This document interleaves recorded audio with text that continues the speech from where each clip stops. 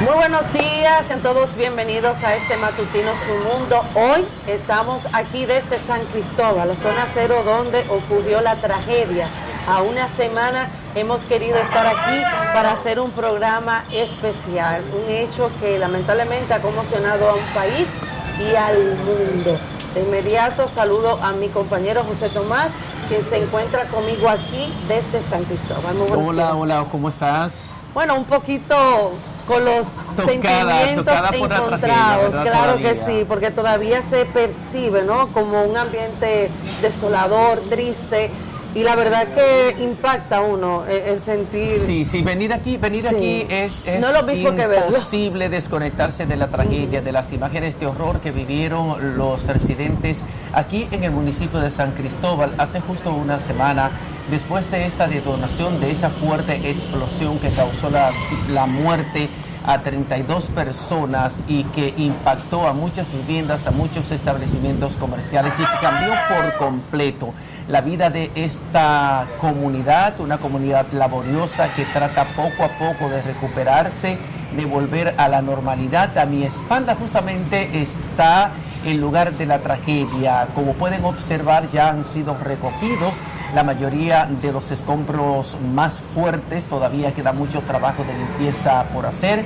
Ayer en la tarde, noche, estaban realizando labores de limpieza todavía, echando agua a las calles para ir eliminando el polvo, ir eliminando la contaminación, pero todavía se percibe un fuerte olor a plástico quemado, un fuerte olor como si fuera a pólvora.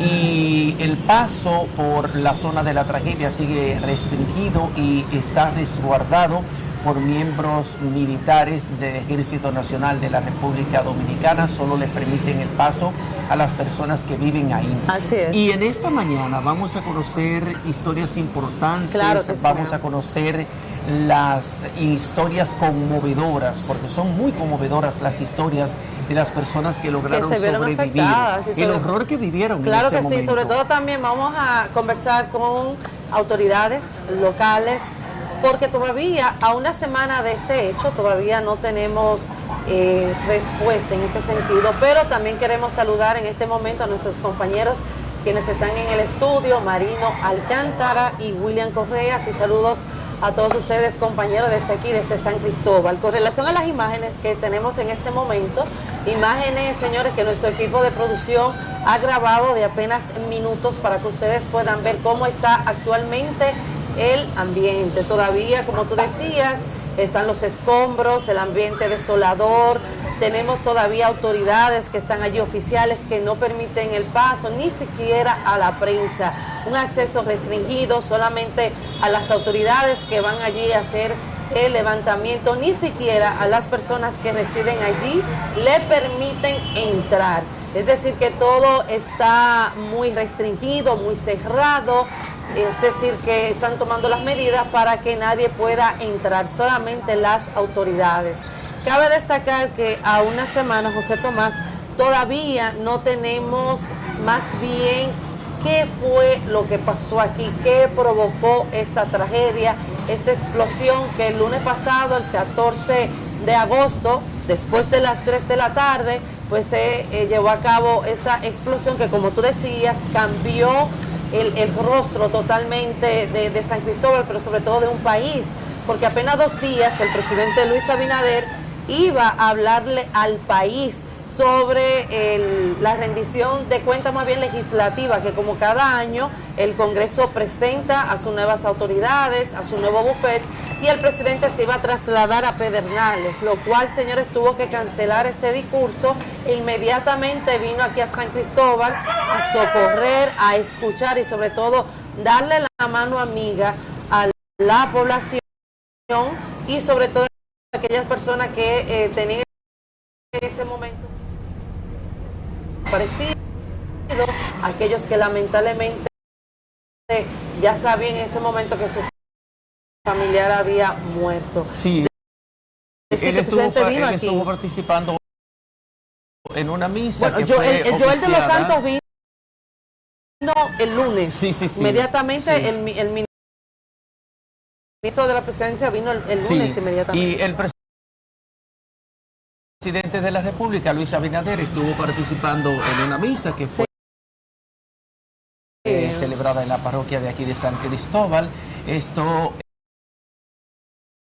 en memoria de los caídos, de las víctimas mortales de esta tragedia que ha llenado de luto, de mucho dolor y de mucha consternación a la provincia completa de San Cristóbal, al país y al mundo también, porque estas imágenes aterradoras han recorrido el mundo. El presidente de la República, en un gesto de solidaridad, de sensibilidad social, declaró mediante decreto presidencial el jueves 17 como Día de Duelo Nacional. Esto en memoria de los caídos en esta tragedia. Hay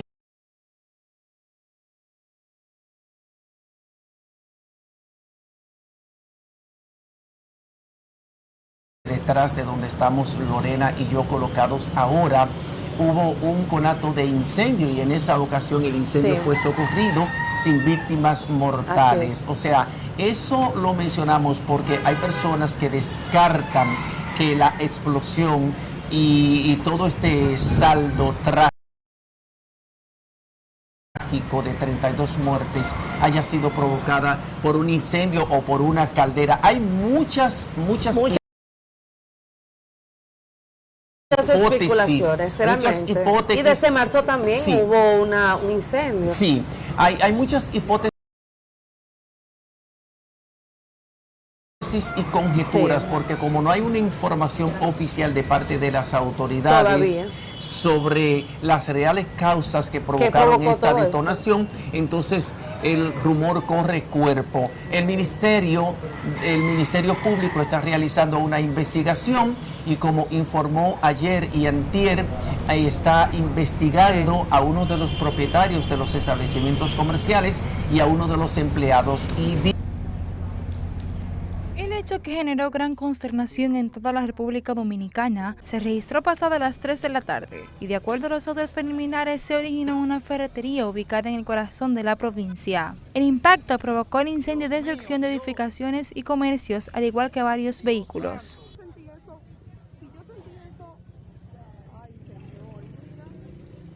Las personas corrían despavoridas por temor a perder sus vidas, algunos heridos con el impacto de las rocas y escombros que volaban sobre las calles de la cuna de la Constitución. A medida que se despejaba el ambiente, el escenario que se observaba era dantesco. Carros aplastados, quemados y llenos de escombros, comercios derrumbados, viviendas a medio caer, puertas en el suelo, muchos escombros en las calles, polvo y una humareda acompañada de mucho ruido. El dolor y la desesperación se apoderó de los presentes, que ante sus ojos veían personas quemadas tiradas en el pavimento, otras atrapadas dentro de vehículos que clamaban por ayuda, y otras, quienes bañadas en su propia sangre buscaban salir de la zona del desastre.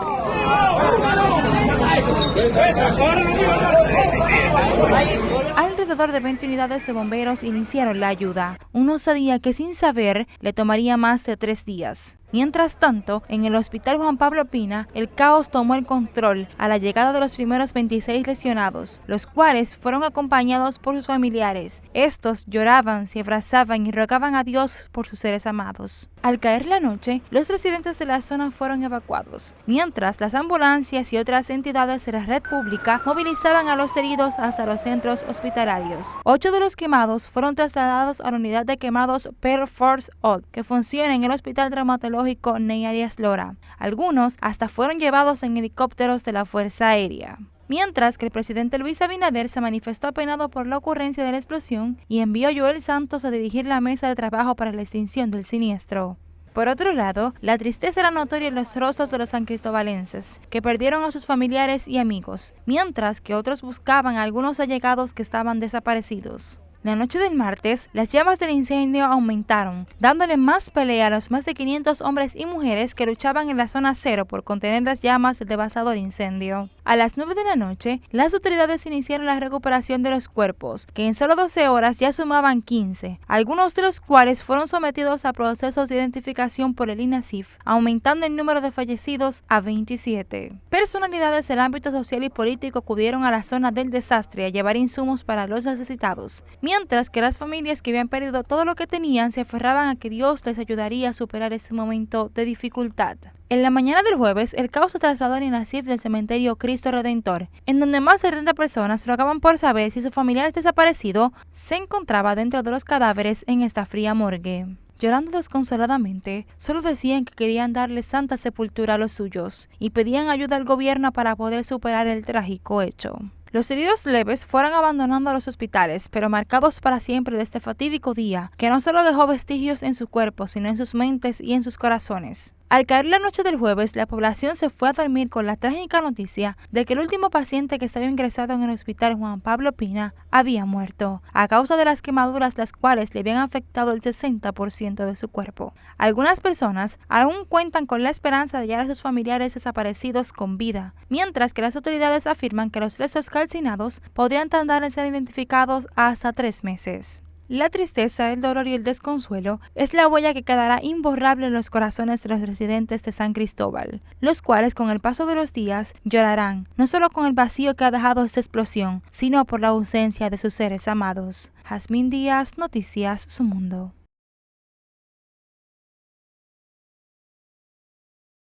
Bueno, allí pudieron observar esta historia por parte de nuestro equipo de prensa que abarca todo lo que ha pasado durante los últimos días, desde el pasado lunes 14 de agosto a partir de las 3 de la tarde. Todo cambió, señores, la ruta, la vida totalmente de este municipio, pero sobre todo del país. Tú sabes que en el bloque anterior hablabas con relación a las especulaciones que todo esto ha provocado, porque todavía una semana yo no entiendo cómo las autoridades todavía no han dado un informe, ¿verdad?, de manera formal, qué pudo haber pasado allí y qué provocó todo esto. Señores, aquí se habla hasta de detonaciones que tal vez de manera irresponsable ocurrieron allí en el terreno del ayuntamiento, el cual estaba siendo limpiado incluso un día antes por empleados, según hay un video que está circulando en las redes sociales y que se ha hecho viral. En mi caso, desde ayer estamos aquí, el equipo de producción haciendo levantamiento, organizando todo, y desde que yo subí, José Tomás, el video de que íbamos a hacer un programa especial, inmediatamente, señores, me han enviado incluso fotos de municiones que encontraron personas que residen en el área. Ya tú te puedes imaginar. Sí, esa es una información que hay que validar. Que más adelante, no, claro, estoy diciendo supuestamente. Sí, recuerda que son todas las informaciones, claro, o los rumores que fluyen en el momento cuando no hay una información oficial. Claro. Lo que algunos entendidos piensan es que en este momento ya debió haber una información por lo menos preliminar, aunque otros entienden que como el Ministerio Público está realizando una investigación. Pero está el J2 y está la DICRIN también, que vinieron a hacer el levantamiento. Es normal que estén aquí, claro, porque es un tema vinculado a la seguridad, es un tema vinculado a la inteligencia. Entonces, a la inteligencia me refiero a los órganos investigativos, claro, del Estado. Y entonces, como está el Ministerio Público realizando una investigación y es una fase secreta, quizás por eso no da información, pero sí el gobierno debió dar una información preliminar, por lo menos con las premisas, para que lleve un poquito de tranquilidad a la gente, porque aquí hay mucha preocupación, hay mucha inquietud y hay muchísimas preguntas por responder, claro que sí, por parte de los que están aquí residiendo. Y sobre todo los actores principales, señores, del sector, de los diversos segmentos del país, tanto políticos, de la iglesia, empresarios, dicen de que tal vez no vamos a saber qué realmente pasó aquí en San Cristóbal el lunes pasado 14 de agosto. Y eso fue justamente lo que dijo ayer en una entrevista el obispo de la diócesis de Baní, Víctor Masalles, que hay la probabilidad de que nunca sepamos toda la verdad de lo que pasó aquí en San Cristóbal. Él dice que cuando hay situaciones así, las autoridades a veces ocultan alguna información. Esperamos que así no sea, esperamos que fluya toda la información, porque los ciudadanos de San Cristóbal, las víctimas que perecieron aquí y los parientes sobrevivientes necesitan toda la información, necesitan que se les informe qué fue lo que pasó aquí, porque yo pienso que por un asunto de respeto, por un asunto de consideración.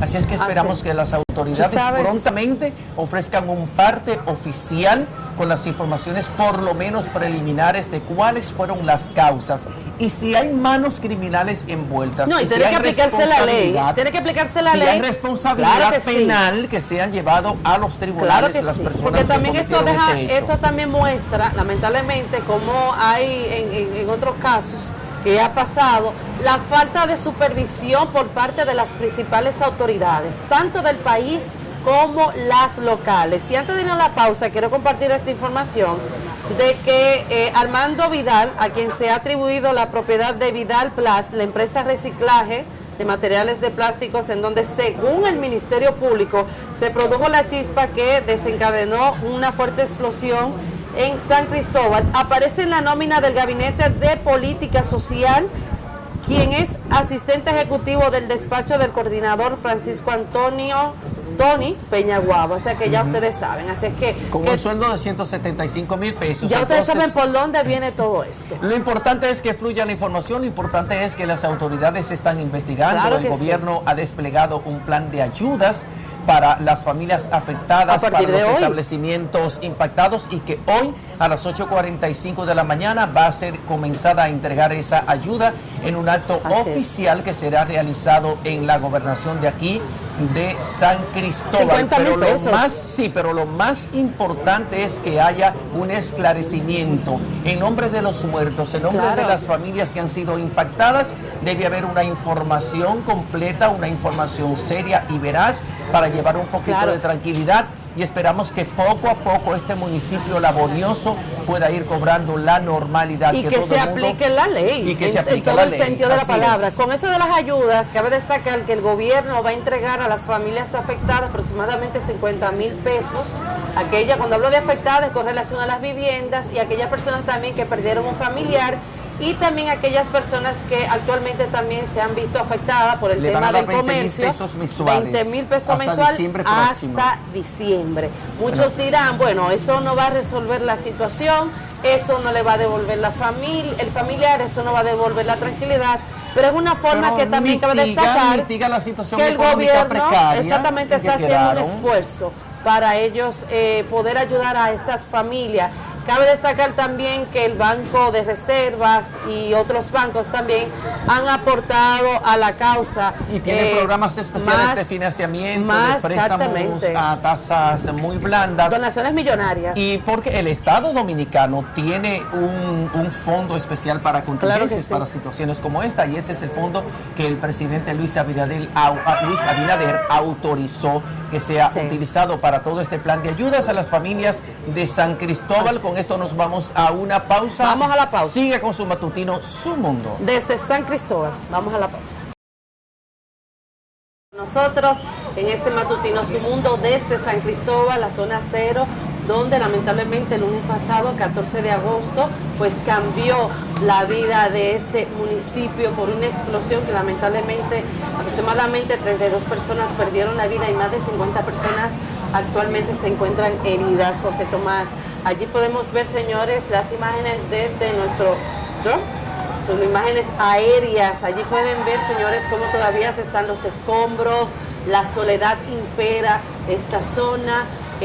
Allí vimos también, por ejemplo, cómo están estos oficiales allí resguardando el área, no permiten la entrada de personas, de aquellas personas que residían en los alrededores de esta zona, y también ni siquiera a la prensa permiten el acceso, debido a que, ¿verdad?, se están haciendo actualmente las investigaciones y no quieren que esto se vea totalmente interferido, ¿verdad? Por la presencia tal vez de aquellas personas que puedan ir allí y contaminar el área. Pero además también todavía... porque entienden, Lorena, y discúlpame que te interrumpa, porque entienden que cualquier persona que ingrese a la zona del desastre también puede correr el peligro, porque se puede desprender algún pedazo de material, de bloque que haya sido removido con esta explosión, y entonces están tratando de evitar que cualquier persona resulte lesionada. Por esa razón, nosotros, este programa especial que debíamos realizarlo allá, justamente en el lugar de la tragedia, en tierra firme, lo estamos realizando en una acogedora terraza, que es donde estamos ahora. Y a lo mejor en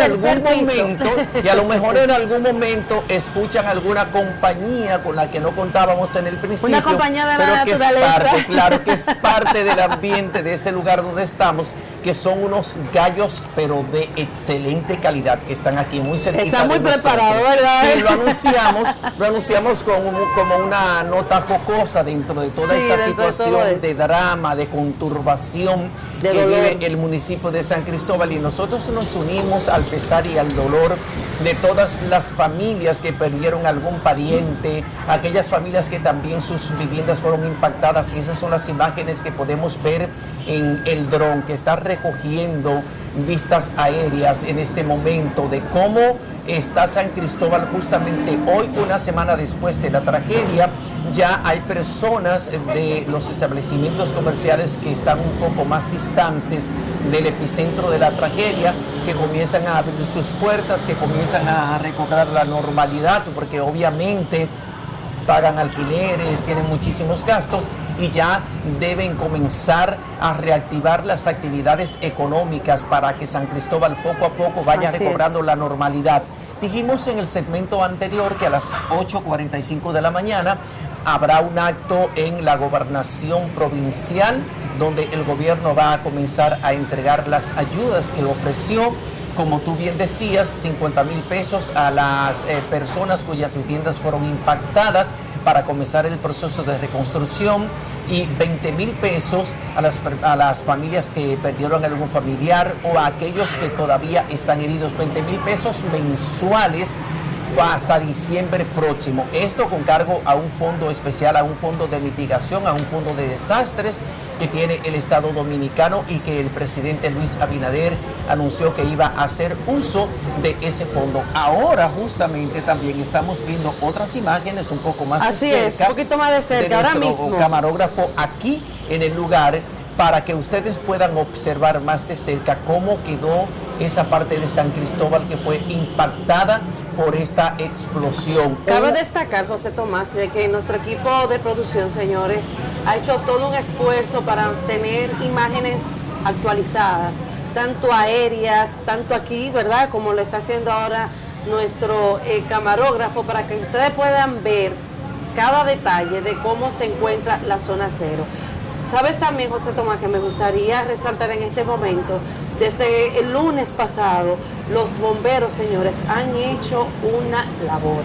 Yo entiendo de que esto también aquí, luego de esta tragedia, esto ha puesto de manifiesto tal vez las necesidades que tienen los bomberos, la necesidad también de que aquí se aplique la ley, la necesidad de que nuestras autoridades tienen que supervisar y tienen que cumplir con el rol por lo cual, ¿verdad?, han sido creadas. En este caso, cuando hablamos de la supervisión, cuando hablamos de la inspectoría, en el caso de negocios, de fábricas, entre otras cosas, incluso de plantas que ustedes ven que están creadas dentro de residenciales, que ni siquiera cuando ya van a buscar estos permisos, tanto en obras públicas, el Ministerio de Salud Pública, el Ayuntamiento, entre otras entidades relacionadas, ni siquiera hacen un estudio si realmente allí puede existir tal vez la creación de viviendas o personas puedan habitar allí. Y por eso hemos visto también las tragedias que han pasado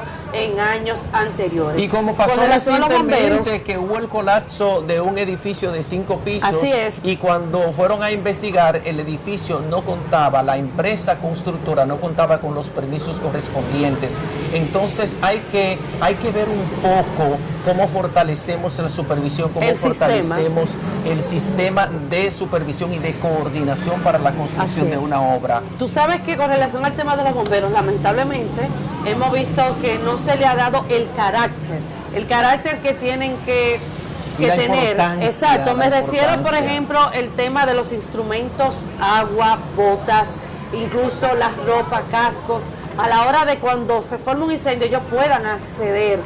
No es posible que, por ejemplo, en el caso de las terrenas, tuvieron que esperar un camión de INAPA que llevara agua para ellos poder sofocar el incendio. Entonces, en este caso hemos visto la precariedad. Gracias a Dios que actualmente se está trabajando en una ley desde el ayuntamiento y desde también la Liga Municipal, exactamente, para darle una calidad de vida mejor tanto a los bomberos de manera institucional, pero también a ellos a nivel de salarios, de sueldo, para que ellos puedan tener otro estilo de vida. Entonces, cuando decía de que uno tiene que aplaudir la labor de los bomberos, además de aquellos voluntarios, señores, que no reciben ni un peso y vinieron aquí para ellos poder ayudar a esas familias a poder encontrar sus familiares, la unidad canina de animales, cómo vinieron también aquí,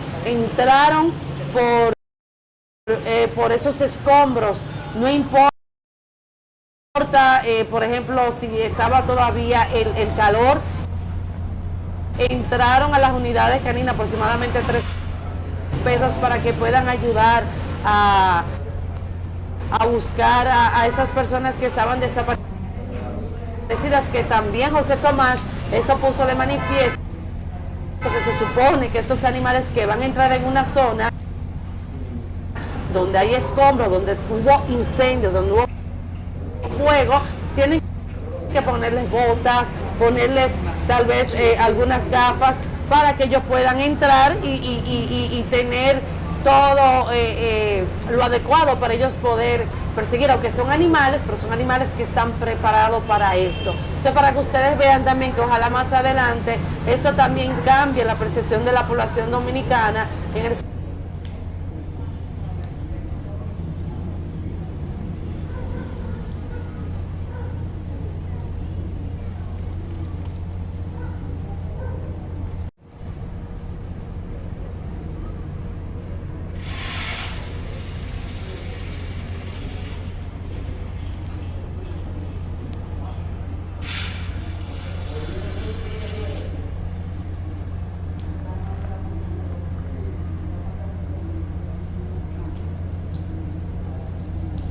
generó gran consternación en toda la República Dominicana. Se registró pasada las 3 de la tarde y de acuerdo a los autos preliminares se originó una ferretería ubicada en el corazón de la provincia. El impacto provocó el incendio y destrucción de edificaciones y comercios, al igual que varios vehículos.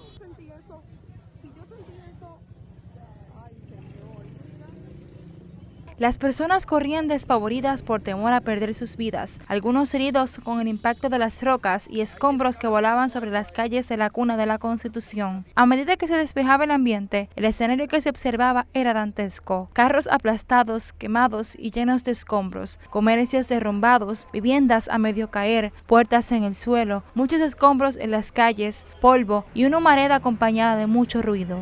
El dolor y la desesperación se apoderó de los presentes, que ante sus ojos veían personas quemadas tiradas en el pavimento, otras atrapadas dentro de vehículos que clamaban por ayuda, y otras, quienes bañadas en su propia sangre buscaban salir de la zona del desastre.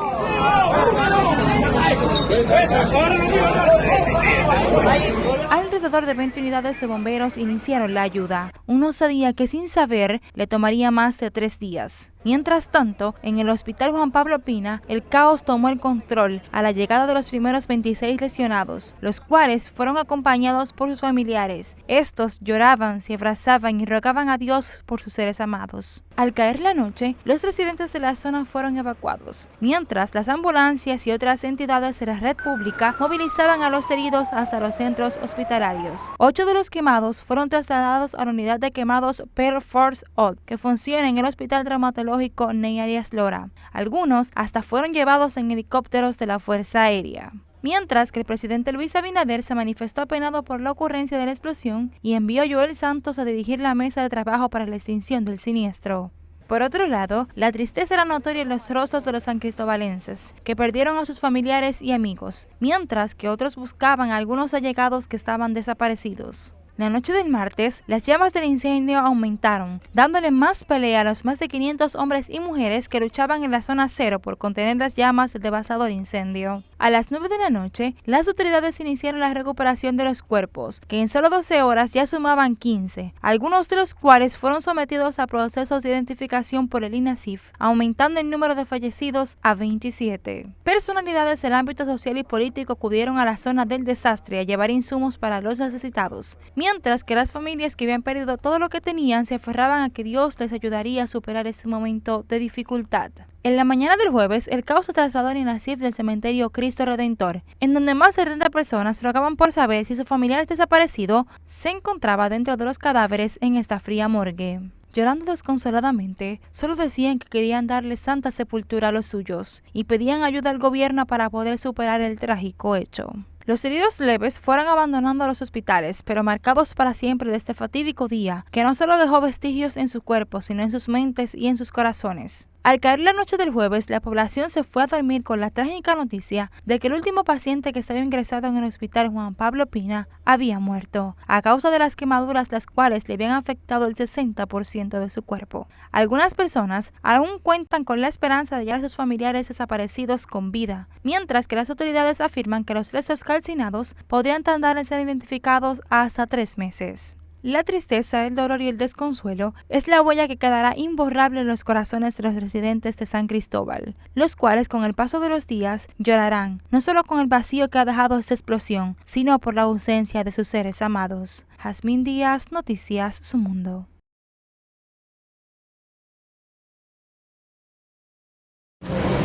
Gracias por seguir con nosotros en este matutino Su Mundo, a una semana de esta tragedia que lamentablemente ha enlutado todo un país aquí en San Cristóbal. Hoy estamos aquí a una semana para saber cuáles son las investigaciones, qué ha pasado y sobre todo también sobre una población que ha sido destrozada con la pérdida de sus familiares. Pero en este momento vamos a conversar con el alcalde de San Cristóbal, José Montaz, que está aquí con nosotros, y le damos de verdad la bienvenida y muchas gracias por estar aquí, sacar este tiempo. Yo sé que han sido unos días difíciles tanto para el municipio, pero sobre todo para usted, que es la principal autoridad de aquí de San Cristóbal. A mí me satisface y me complace de otra manera poder compartir con ustedes y decirles que estamos a la entera disposición, agradecer de una u otra manera el papel que han jugado los medios de comunicación, que han mantenido informado al país sobre esta tragedia y siempre dispuesto de una u otra manera a responder sus interrogantes. Usted como jefe del gobierno municipal obviamente ha tenido que hacer un trabajo extraordinario en estos días con todo ese proceso de remoción de escombro, lidiar con las víctimas, lidiar con las necesidades, lidiar con el clamor y el dolor colectivo, porque no solamente afectó a las familias que perdieron algún pariente, sino también al municipio completo y al país. Esta es una situación que estremeció al país. ¿Cuál es el trabajo que está haciendo el ayuntamiento para tratar de colaborar para que vuelva a la normalidad San Cristóbal? Mira, permítame de una u otra manera, antes de responder tu pregunta, relatar que el lunes pasado, a las 3:10 de la tarde, nosotros nos encontramos reunidos con los directores y jefes departamentales del ayuntamiento, cuando específicamente a esa hora se produce la explosión. El ayuntamiento está aproximadamente a 300 metros del lugar donde se produjo la explosión y todo el mundo pensaba que era que se había caído el edificio donde nosotros estamos alojados, el edificio del Palacio Municipal. Nos damos cuenta que fue la onda expansiva que de una u otra manera provocó también ese estruendo en toda la ciudad. Inmediatamente llegamos a la zona donde se estaba produciendo ya el siniestro, el fuego, en compañía del jefe del cuerpo de bomberos, quienes inmediatamente actuaron en el evento. Nosotros somos el primer funcionario público que de una u otra manera está en el lugar del hecho, porque los demás estaban en las afueras de San Cristóbal.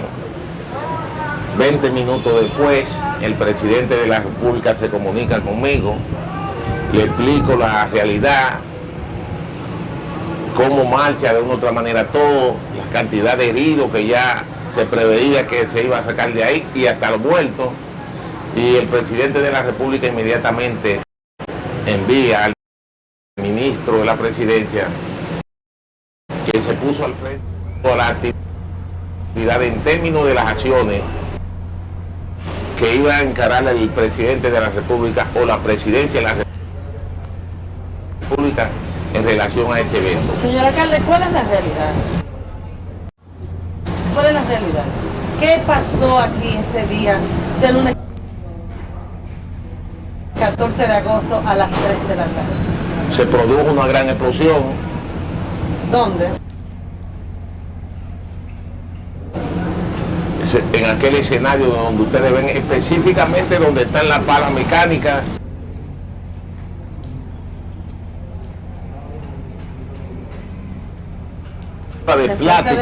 De plástico, se produjo una explosión a la parte frontal de ese edificio donde operaba una ferretería.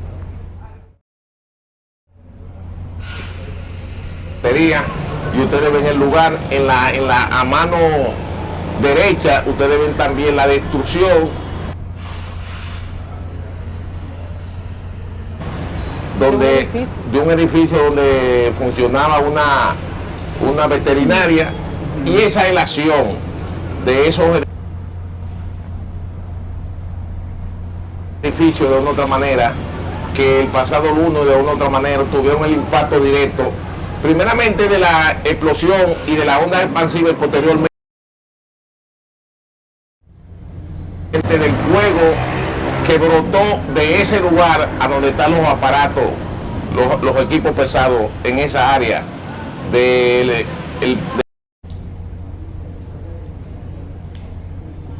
antiguo mercadito de la Padellana. Okay, inicialmente hubo la información de que esa detonación y el posterior incendio fue provocado por una caldera, pero una empresa recicladora de plástico no utiliza caldera. No había un tanque de gas gigantesco que un escape pudiera desatar y provocar una chispa que generara el incendio. Entonces hay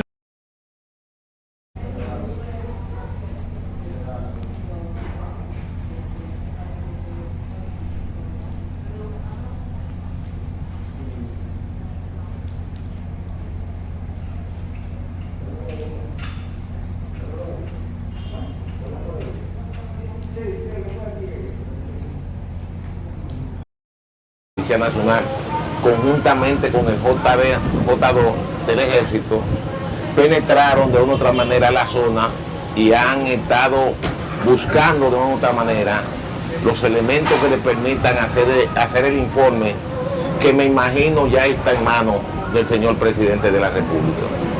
Lo que uno tiene entendido que pasó ahí era que ahí de una u otra manera en las recicladoras operaban con muchos químicos, y los químicos de una u otra manera produjeron esa gran explosión. Yo le decía que a los técnicos del cuerpo de bomberos que cómo un químico podía producir una explosión tan grande, y nos dice que sí, que todo es posible. Y en el expediente que hace la Procuraduría General de la República en términos del hecho, hace mención de una u otra manera a la presencia de químicos en esa zona, que era una zona para reciclar inmediatamente. No entendemos las razones por las cuales de una otra manera había químicos.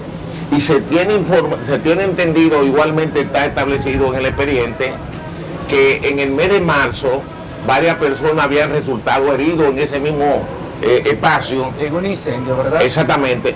En un incendio ¿Ustedes sabían el ayuntamiento también producido? ¿Qué pasó, señor alcalde? Claro que sí, porque recuérdense que quienes propician de una u otra manera la investigación de un incendio pequeño es el cuerpo de bomberos. Y el cuerpo de bomberos inmediatamente, cuando se produjo ese evento, sacaron los químicos hacia afuera y de una u otra manera lo entregaron a quien tenían que entregar. ¿Usted entiende? Porque resulta ser que nosotros como ciudadanos somos un organismo que estamos autorizados para nosotros decidir qué hacer en términos de una cosa naturaleza. Alcalde, nosotros simplemente... Permiso, señor alcalde. En este sentido, usted es la principal autoridad de aquí. El cuerpo de bomberos jugó su papel. Pero se supone que el ayuntamiento tiene que tener... El cuerpo de bomberos... Pero permiso, déjeme explicarle. No, pues explicarte yo a ti. Pero explicarte yo a ti cómo que funciona el asunto, porque a veces, yo soy periodista, a veces la gente no investiga cuál es la razón real y cuáles son los organismos. Se supone que el ayuntamiento tiene que tener supervisores. Eso es lo que le quiero preguntar.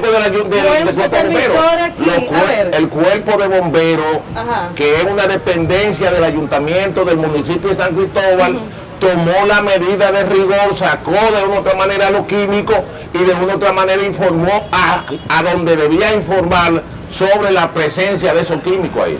Entonces, después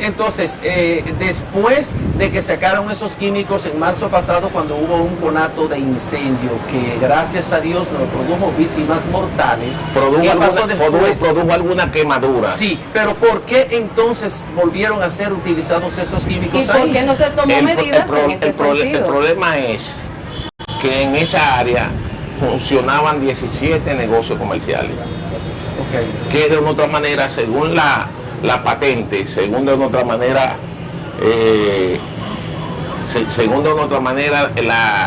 la disponibilidad en términos de lo que hacían, era cosa muy diferente de otra manera a lo que había en las entrañas de cada uno de los locales. O sea, ellos operaban un negocio distinto al que tenían público, entonces estaban violentando la permisología que le fue otorgada. Y ni siquiera las personas que de una otra manera estaban ubicados en esos locales tenían autorización del ayuntamiento. Entonces, ¿por qué no tomaron medidas usted como ayuntamiento, principal autoridad en este Porque sentido? Resulta ser que nosotros somos una institución y como institución respetamos las otras instituciones. No, señor alcalde, con todo el respeto, discúlpeme.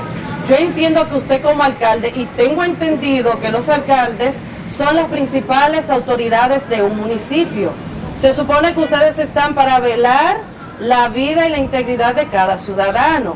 Si a usted le ocurre una situación de este índole en su municipio, tienen que tomar medidas o hacer un llamado a las otras entidades, pero mientras llegan las otras entidades, ustedes tienen la responsabilidad. Te permití que hiciera interrogante para corregirte ahora, para corregirte en pleno.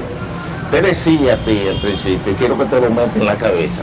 No, yo lo estoy escuchando que los técnicos que trabajan en áreas de esa naturaleza son el cuerpo de bomberos, que son una dependencia del ayuntamiento del municipio de San Cristóbal.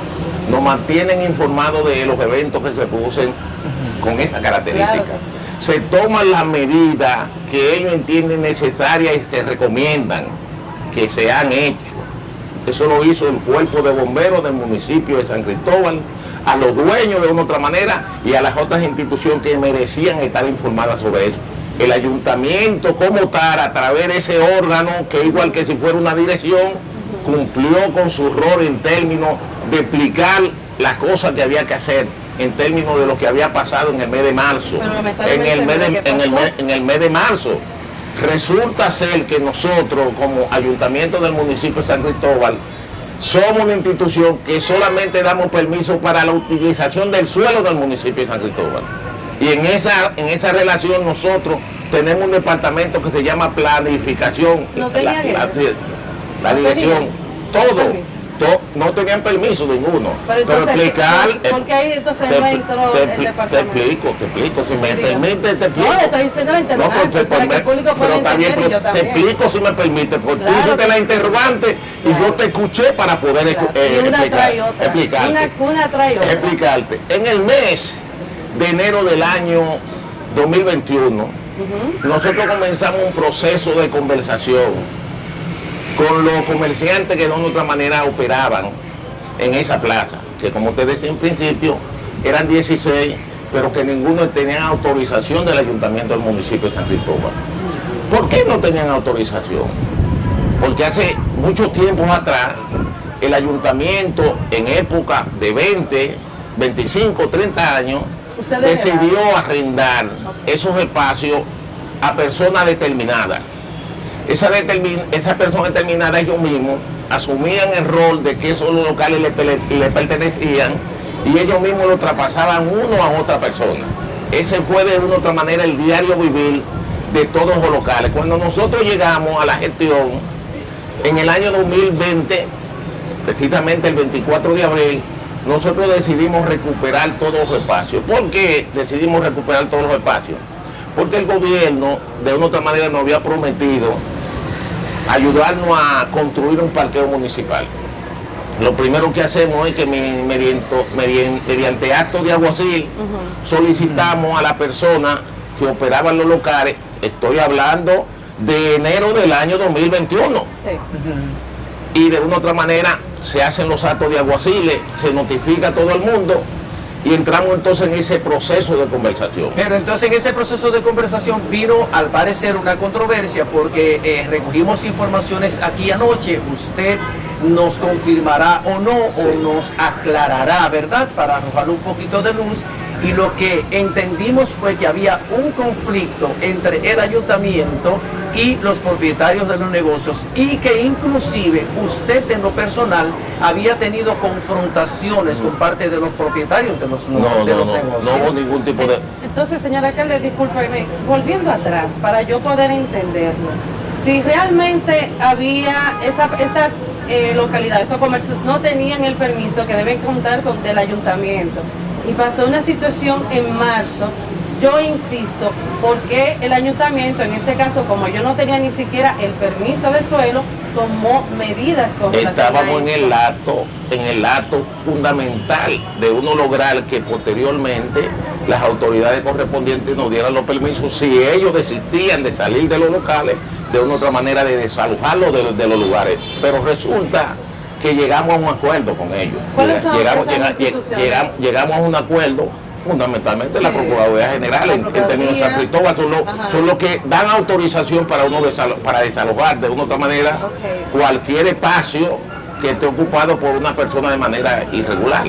¿Cuál otra entidad está? Fundamentalmente la Procuraduría es la que da la fuerza pública para eso. Aquí hay dos puntos. Eso no es el abogado del Estado, sí, pero el que da el permiso para desalojar. En el caso particular, a través de nosotros, la solicitud a la Procuraduría General de la República, que son las entidades que de una u otra manera tienen presencia en los municipios del país.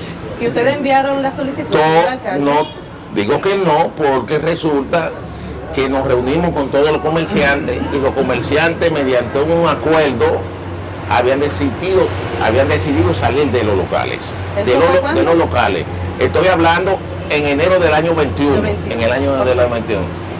Como ustedes han podido observar, si han ido a los lugares donde se produjo el desastre, de esos 16 negocios que habían ahí, solamente quedaban Vidal Plata, que era de una u otra manera el que no se había ido, pero estaba cargando los materiales de desecho. Al final de la jornada se firmó un compromiso en el que el ayuntamiento se comprometía con los comerciantes que operaban los locales comerciales, que después que se construyera el parqueo municipal, como iba a haber una área de negocio, le íbamos a dar las facilidades para que ellos vivieran de una u otra manera, ellos fueran los primeros tomados en cuenta para volver de una u otra manera a esos lugares, a ocupar los espacios que tradicionalmente tenían ahí. Había habido un acuerdo, nadie se había opuesto a que de una u otra manera se abandonara para que se construyera el parqueo municipal.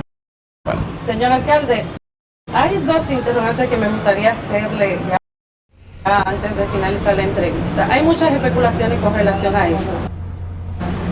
Un día antes había empleados del ayuntamiento, supuestamente, según se ha hecho viral en un video de las redes sociales, donde ellos hablaban de explosivos. Se ha hecho viral ese video en las redes sociales. Incluso me enviaron recientemente, que les voy a mostrar las imágenes, personas de aquí que residían alrededor de esta parte, municiones que supuestamente encontraron. Pero otra parte, esta empresa de Vidal Plaza,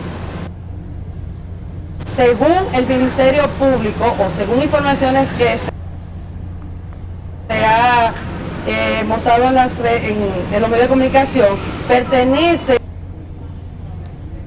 a un asistente ejecutivo del despacho del coordinador Francisco Antonio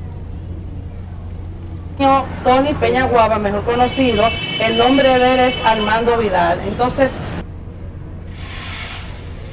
tengo dos interrogantes. Primero, las autoridades están, en este caso, cuidando la imagen de este señor, porque todavía a una semana no tenemos realmente un informe formal de qué fue lo que pasó. El gobierno lo está cuidando él, porque estamos hablando de un tema político, y en el otro caso, si es así, el video donde supuestamente hay municiones, el ayuntamiento está ocultando algo con relación lo a que pasa es que yo no vine aquí a hablar de supuesto.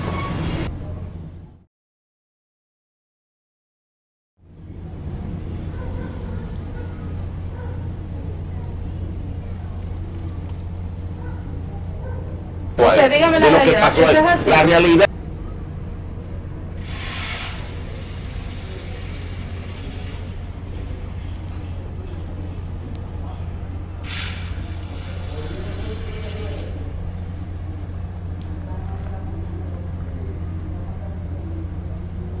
Nada, el país completo estará informado de lo que sucedió ahí. No hay razón para ocultar lo que pasó ahí, que todo el mundo piensa de una manera diferente.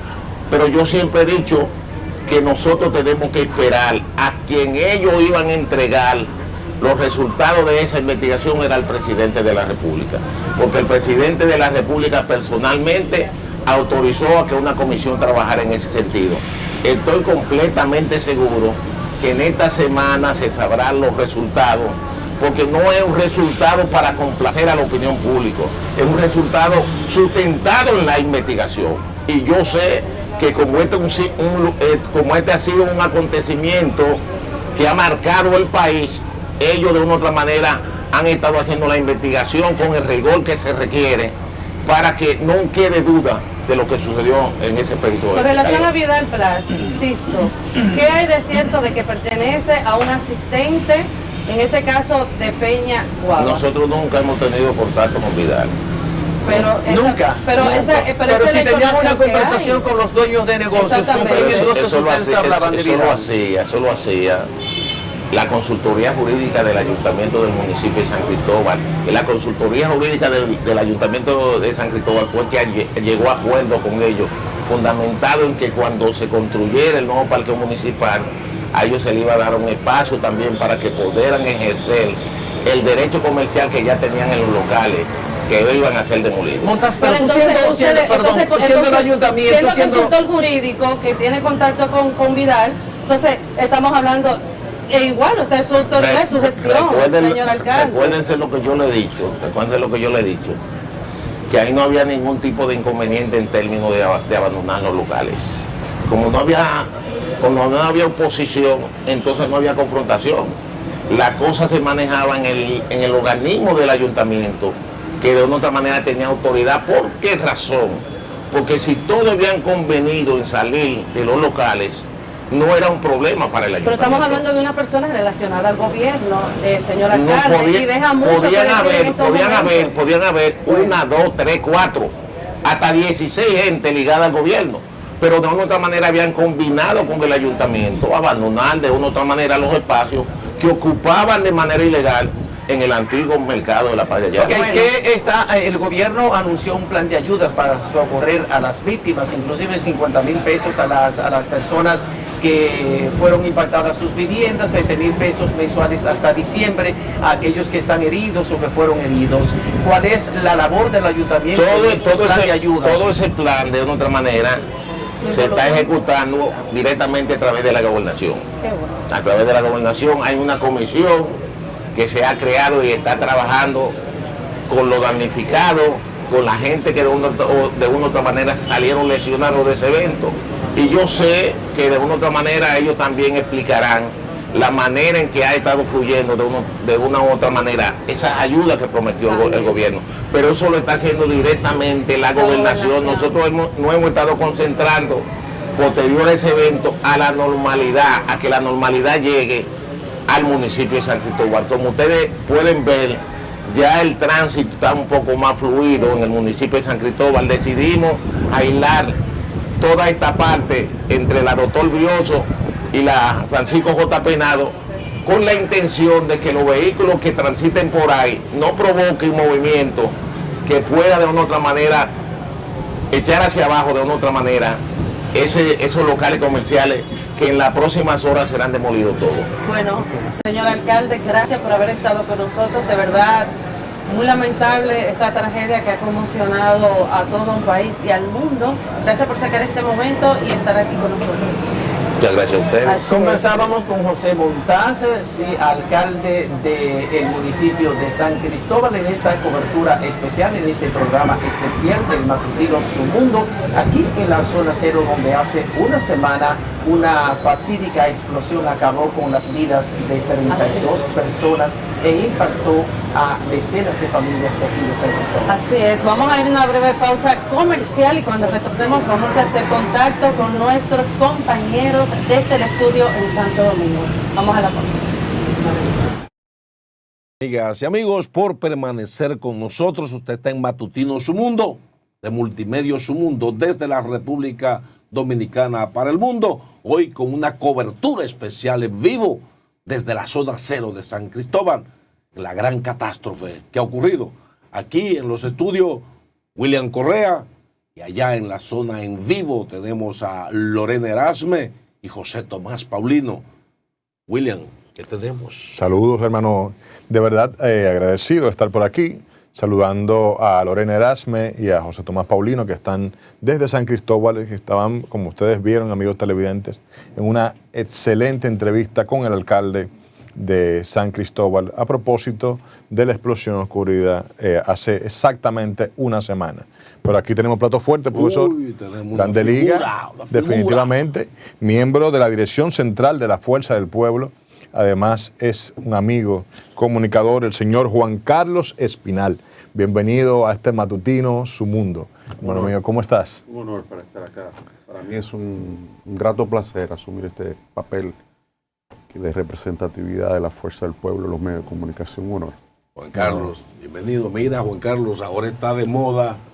Parece que no sabemos ni siquiera cuántos somos, porque el censo que ha hecho el gobierno no es creíble por todos los inconvenientes que tuvo, pero suponemos que somos más de 10 millones de personas y que la gente que irá a votar será en base al padrón, a las estadísticas del pasado.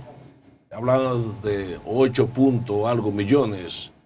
No se sabe nada. Ahora, lo que sí preocupa es que cada partido ahora tiene más millones que la población que tiene el país. Ayer precisamente se estaba hablando que ya la Fuerza del Pueblo presentó sus inscritos, pero el gobierno dice que tiene el PRM más de 2 millones. El PLD, a pesar de toda esa estampida que ha habido, también tiene más de 2 millones. ¿Qué hicieron ustedes en materia de los depósitos de los 2 millones que han prometido obtener? Además de que ya se ha anunciado una gran actividad de la Fuerza del Pueblo precisamente en la Plaza de la Bandera, un lugar icónico. Cuéntanos. Es un problema de reputación. Como usted verá, en República Dominicana, algo más de 10 millones de personas, dice el censo, están siendo registradas. Durante algo más de 2-3 años, hablaré por la circunscripción 1 de la capital, hemos hecho 42 esfuerzos concentrados en 14 bloques territoriales, dividida el Distrito Nacional, 23.600 inscritos. Hemos alcanzado más de 53.000 afiliados. En esos 14 bloques territoriales, con más de 1.000 direcciones de base, conformadas cada uno con más de entre 15 y 21 personas. Nosotros hemos recorrido 112 sectores, entre ellos 33 vulnerables. Cuando hablamos de vulnerables, hablamos de semilleros, parte atrás, patios, etc. Con una composición socioeconómica en la capital distinta. Si nos vamos, por ejemplo, al casco central, podemos observar el internet, la torre, los residenciales. Si nos vamos al otro factor socioeconómico, podemos observar el parte atrás, es decir, el patio, el barrio.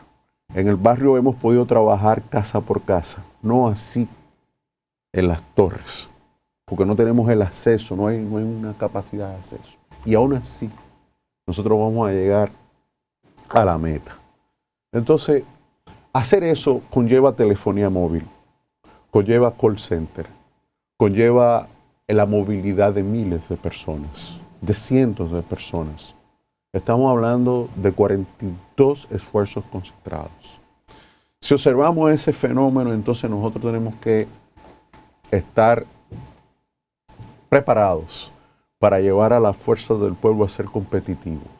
Cuando nosotros observamos que el Partido Revolucionario Moderno inscribe 3 millones, 2 millones de afiliados, nosotros tratamos de entender el proceso que ellos llevaron a cabo. Cuando revisamos lo que hacen los técnicos del Partido Revolucionario Moderno, nos damos cuenta que no han tenido el tiempo tecnológicamente, científicamente, para poder llevar eso que ellos dicen a la inscripción, al padrón.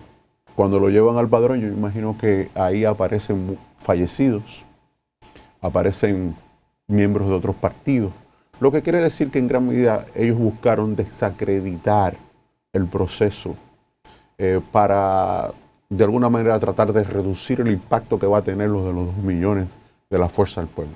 Porque los 2 millones entonces nosotros los validamos presencialmente con una carnetización. Si usted se inscribió en la Fuerza del Pueblo, usted tendrá un carnet. ¿Qué quiere decir eso? Que nosotros vamos a identificar realmente si los que están inscritos en el padrón de la Fuerza del Pueblo realmente son miembros de la Fuerza del Pueblo. En este momento, todas las direcciones medias, todas las direcciones de base están siendo, al menos en el Distrito Nacional, en la circunscripción 1 del Distrito Nacional, la dirección ejecutiva, estamos identificando dirección municipal por dirección distrital, bloque por bloque, dirección media por dirección media, dirección de base por dirección de base, presencialmente. Estamos auditando el padrón. Eso nos va a dar una herramienta muy poderosa. Eso que dicen las encuestas de Gallup, eso que dicen Vega, Berlin, y eso que dicen todas esas encuestas de opinión, porque hay una guerra de información, busca levantar dudas frente a lo que ha hecho, por ejemplo, el Partido de la Liberación Dominicana, que inscribió 2 millones de afiliados. Hay repitencia, es decir, que usted aparece en otro padrón, entre el padrón de la Fuerza del Pueblo y el PLD, en más 885.000 personas. ¿Qué quiere decir eso? Que cuando se audite, cuando la Junta Central Electoral audite los padrones de los 3 partidos o de todos los partidos, incluyendo el del PRM, la fuerza y del PRD, la Fuerza del Pueblo va a empezar a liderar las puntuaciones de la intención de voto de la población. Porque una cosa es trabajar sin rigor científico, sin rigor tecnológico, a lo que coja mi bon, como lo ha hecho el Partido Revolucionario Moderno, y otra cosa es trabajar científicamente, trabajar el territorio, trabajar casa por casa, aperturar locales, trabajar en movilización no solamente de los jóvenes, sino de las mujeres, realizar marchas en la capital. Una cosa es hablar mediáticamente con la propaganda y la publicidad, que es muy importante, pero otra cosa es el trabajo que nos ha permitido a nosotros identificar a los dirigentes y llevar a los dirigentes a ubicarlos en los colegios electorales para identificarlos, para llevar esa simpatía a voto.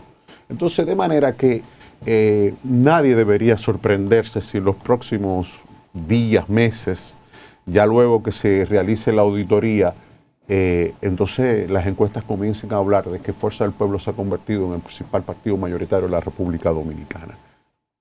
Juan Carlos, además eres sociólogo. ¿Cómo ves el tema que preocupa a todos los dominicanos en términos de la canasta familiar y en el tema de seguridad, que son los dos factores que al día de hoy son los que más impactan en la sociedad dominicana? Yo quiero que como sociólogo nos des tu punto de vista. Lo haré como ciudadano. Como ciudadano. Lo haré Bien, como perfecto. ciudadano, lo haré como político. Perfecto. Lo haré así. Vamos Prefiero a ver. hacerlo de esa manera. Excelente, excelente. Bien, prefiero hacerlo de esa manera, por favor. De acuerdo, totalmente de acuerdo. La droga es un mercado que financia salones, que financia colmados, que financia el negocio del barrio, ¿no? Es una estructura que opera sobornando policías, tiene comunicaciones, tiene capacidad de transportación. De acuerdo a los informes de la Dirección Nacional de Control de Drogas, más de 40 toneladas de cocaína ellos han interceptado. Ha existido una interdicción de eso. ¿Dónde va ese mercado? Ese mercado ha venido localmente, al consumo local, y otro se va fuera. Eso forma parte del proceso. Pero al mismo tiempo tenemos que la Policía Nacional es como una agencia privada de seguridad, a partir de un contrato fideicomisado entregado por el Poder Ejecutivo a través de la consultoría jurídica, ¿no?, a una entidad privada o a unos asesores mediante un contrato, cosa inconstitucional, que ya luego ellos van a tener que responder por eso. Ahora bien, ¿qué es una empresa de watchman, de Seguridad privada? De seguridad privada. Opera bajo un concepto que no tiene que ver sobre la base de la seguridad ciudadana, ¿no? Interior y policía entonces no tiene sentido de existir, porque entonces los policías, los coroneles, esa oficialía superior no está respondiendo a interior y policía, ni responde a la doctrina de la Policía Nacional. Responde entonces a contratos privados. Cuando nosotros observamos que durante la pandemia se arrestaron más de 200.000 personas a las cuales se le multó, la Procuraduría General de la República de forma ilegal multó y además arrestó de forma ilegal, envió, y eso que usted está observando, los maltratos, los conatos entre los ciudadanos y la policía tras más de 550 días de confinamiento, sin alimentos suficientes, sin medicina suficiente, condenó al sector vulnerable de la población a la extrema pobreza. Llevó a que más del 67% de los hogares dominicanos esté saltando en el día de hoy alimentos, comida, de las 3 comidas, la salta. Eso es lo que dice Naciones Unidas. Entonces, ¿qué quiere decir eso? ¿Qué quiere decir eso? Que también hay una problemática de salud mental en la población. A no haber abordado el gobierno central con un criterio de políticas públicas, haber reducido las ayudas en medio de la pandemia, quitar estoy para ti, quédate en casa, reducir eso, importar más de 72 mil millones de pesos en alimentos durante la pandemia, colocar tasa cero a los productos, a 67 productos, con una inflación que le venía dada, derivada de la ralentización, es decir, de que el mercado internacional no pudo operar, implica que los niveles de criminalidad compleja se dispararon. Porque entonces el policía, el raso, el de la guagua, de la policía que está custodiando en el barrio, también forma parte del barrio, también forma parte de la vulnerabilidad. La policía no es más que una expresión socioeconómica y cultural de nosotros, de la población. La policía, esa membresía honorable, no tiene la responsabilidad que tiene quien dio la orden para fideicomisar y para trastocar la institucionalidad de la policía, porque entonces el ciudadano ahora no lo respeta al policía, pero el policía no es corrupto. Quien es corrupto ha sido quien ha trastocado todo el engranaje socioeconómico del barrio. Ha sido una orden administrativa para hacer negocios con los uniformes, para hacer negocio con la comida, para hacer negocio con los salarios, para maltratar al policía, para maltratar al oficial, ¿no?, a los alistados. Mientras hay un generalato, hay una oficialización superior que viola constantemente la doctrina, la Constitución, ¿no? Y entonces eso ha producido que el crimen organizado internacional haya penetrado la data de seguridad de los ciudadanos. Por eso usted ve lo de pasaportes, que aparece en Europa una banda criminal que pudo alterar un documento oficial. Por eso usted ve lo de migración, donde el crimen organizado internacional ha podido penetrar la inteligencia y la data de la ciudadanía. De manera que el crimen organizado internacional también penetró la Procuraduría General de la República. Entonces estamos en manos del crimen organizado en connivencia con una oficialía corrupta derivada de la hipercorrupción amparada desde esa oficialía que dirige esa institución que se llama Policía Nacional. Entonces, ese factor de violencia compleja de la droga, ¿no?, y esa de la corrupción administrativa y de la poca pericia de imprevisión para poder crear condiciones de políticas públicas en el barrio, ha permitido que haya llegado esa complejidad. Bien interesante cómo plantea el tema. Hay una gran preocupación y es que parece ser, bueno, las encuestas cada día pierden más credibilidad porque ellos mismos lo han dicho desde el gobierno. Hipólito, que es el que maneja la mitad del PRM, ha dicho que las encuestas son gana el que la paga. Ahora, el tema es que frente a que los números parece ser que no le alcanzan al PRM, el oficialismo viene ahora con una embestida a lanzar dinero por donde quiera, se está comprando dirigentes, se está invirtiendo en interactivos, el gobierno está inventando no se sabe de dónde, con todo el dinero prestado. La preocupación es coger prestado para guardar. Y ese guardar es para poner, y se está poniendo de manifiesto, al servicio de la reelección, dinero que para darle un bono de 1,000 pesos por estudiante a cada familia, ahora se anuncia que van a seguir soltando y soltando. O sea, el gobierno va a tirar una cantidad enorme de dinero a las calles para ver cómo los números le cambian.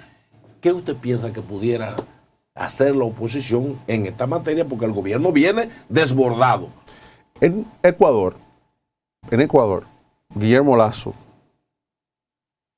ha creado un estado policial y ha lanzado la policía política a asesinar candidatos a alcaldes y asesinaron a Villavicencio, un candidato presidencial. Sustituyeron al candidato presidencial y colocaron a otro. Y fue a votar resguardado como si fuera un estado de guerra. El PRM debe ver eso. Y aún así, la candidata Luisa González de la Revolución Ciudadana obtuvo la victoria en la primera vuelta. Vamos, en el posicionamiento, porque habrá una segunda vuelta. Claro. Hipólito Mejía, en el año 2003, ejerció una serie de manipulaciones económicas a través del Banco Central y quebró el Banco Central. Hubo una quiebra de bancos también, hubo falta de supervisión y quebró el Banco Central. Mire, cuando las sociedades toman una decisión, usted puede entregar el gobierno entero. Entonces, las condiciones psicológicas y materiales que se están dando en República Dominicana es que los servicios públicos han colapsado. Había problemas, ¿eh? Escasez de agua, había escasez de agua, pero no en estos niveles. El problema eléctrico, ¿no?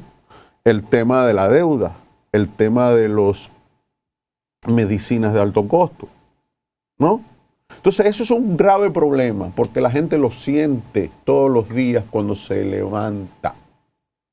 Entonces, como la gente siente que la crisis y la inflación en los precios de los alimentos, el precio del plátano, usted observa, y por ejemplo, en algunas áreas ha disparado en 50 y un 100%. La carne, ellos no han tenido la pericia con el tema del cerdo, la fiebre porcina. Ellos no han tenido pericia con el tema de la importación de toneladas de azúcar. Ellos no han comprendido la distorsión socioeconómica que existe en los supermercados con escasez. Ya estamos observando escasez de alimentos en los supermercados. Ya estamos observando el tema del arroz. Entonces, todos esos problemas le han venido derivados y ellos no, por el hecho de no tener conocimientos acabados sobre el tema de cómo se maneja una sociedad tan compleja, ellos han creído que es una ferretería, que República Dominicana opera desde el punto de vista como opera el sector privado. Entonces ellos no han comprendido a 3 años de gobernar, ellos no han tenido una idea acabada de lo que significa, por ejemplo, solidaridad. Ellos no entienden lo que significa cuando una tarjeta Supérate les rebota en el verifón, en el colmado, a una señora que no tiene trabajo. Ellos no tienen una idea acabada cuando el bonogás no existe en la fila de la señora que va buscando esa ama de casa. Ellos no tienen esa pericia para entender lo que sucedió cuando aquí se ahogaron 9 personas en el Gran Santo Domingo a partir de las inundaciones. Me refiero a la alcaldía. Ellos no tienen idea, porque ellos no se prepararon, porque ellos no estaban convencidos de que iban a poder llegar al poder, porque este pueblo no votó por Abinader. Este pueblo votó en una circunstancia única y irrepetible en el 2020 que no se va a repetir. Entonces pueden entregar todo lo que quieran entregar. Además, eso no es de ellos, eso es de nosotros, o sea, del país. Juan Carlos, hoy a las 4 de la tarde, el presidente del Partido Revolucionario Dominicano, Miguel Valga Maldonado, en el Hotel Embajador, dará una rueda de prensa. Se presume o se especula con que allí se va a anunciar una gran alianza entre Fuerza del Pueblo, PLD y PRD. Parte del bloque opositor que ya entró el Partido Demócrata Institucional, que dirige el doctor Imael Reyes, y el PQDC, así como Movimiento Reverde y Quinta República. Se dice que en este acuerdo ya se pactaron más de 100 municipios, unas 25 provincias, en el tema municipal. ¿Qué opinión tienes acerca de esto? En el año de 1996, Joaquín Balaguer, Juan Bosch, se pusieron de acuerdo con un partido que era mayoritario pero en minoría, que era el PLD, con 12.000, 13.000 cuadros militantes, no más. Se pusieron de acuerdo en el tripartidismo, había un bipartidismo, Leonel rompe el bipartidismo. Bueno, ¿qué pasa cuando un candidato X y Z rompe el bipartidismo? ¿Qué pasó en el 2020 con Abinader? Rompe el bipartidismo. Eso es Pues las elecciones. Los Verdes es la región que comprende San Cristóbal, Ocoa El y bloque Baní. progresista de lo que usted está hablando. Exacto. Es la conformación caso- y la constitución de la composición social de las fuerzas históricas que entre 1996 y 2000, que entre 2004 y 2020 gobiernan el país en mayoría y en alianzas.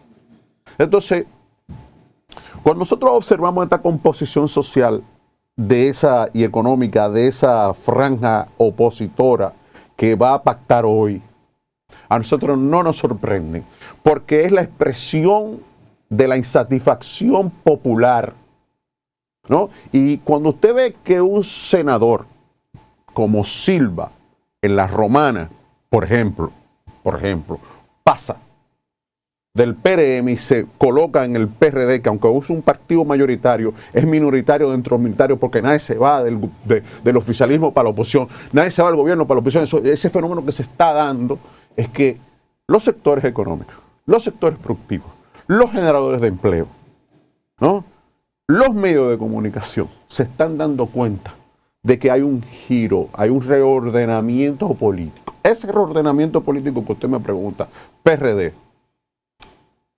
PLD, Fuerza del Pueblo, PQD, Hubieres, la unión del profesor de Jaina de Movimientos, de Jaina, del profesor, ahora se me escapa, está generando... Y del PDI.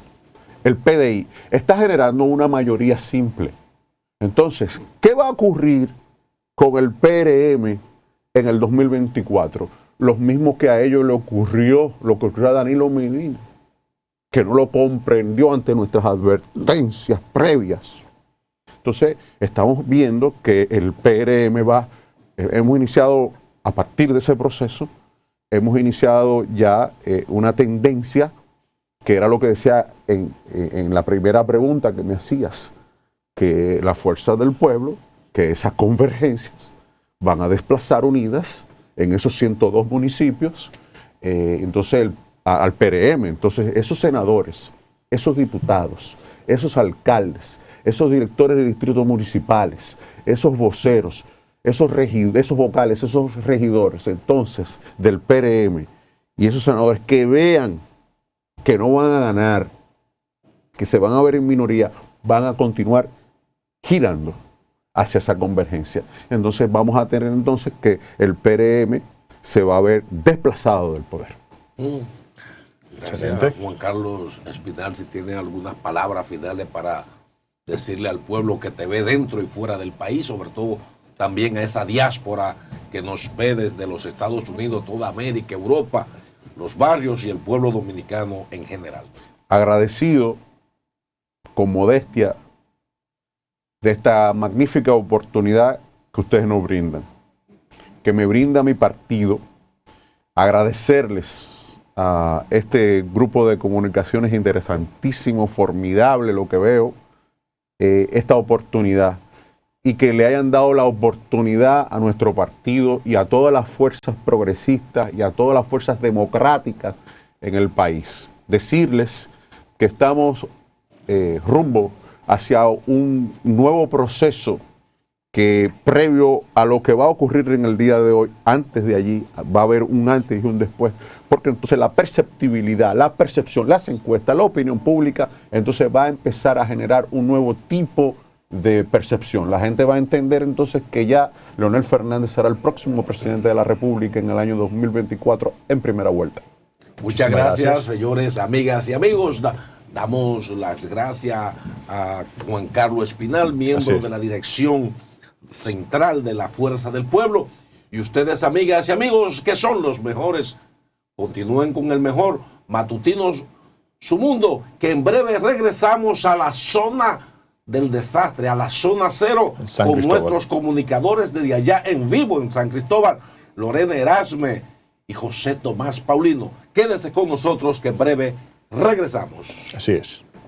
Amigas y amigos, por permanecer con nosotros.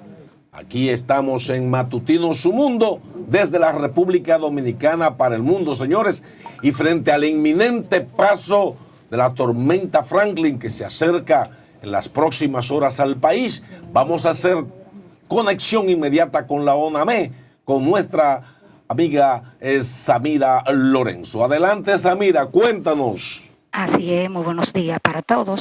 La tormenta tropical Franklin provocará aguaceros fuertes, tormentas eléctricas y ráfagas de viento en los próximos 3 días sobre el país. Se mantienen las recomendaciones marítimas y las alertas meteorológicas. Actualmente se encuentra localizada a unos 380 kilómetros al sur de Santo Domingo, con vientos máximos sostenidos de 85 kilómetros por hora y ráfagas superiores, con vientos de tormenta que se extienden desde 95 kilómetros fuera de su centro y se mueve al oeste a unos 19 kilómetros por hora. La tormenta tropical se mueve en aguas de Mar Caribe hacia el oeste, manteniendo un giro en ocasiones al oeste-noroeste, ubicándose al sur del territorio nacional.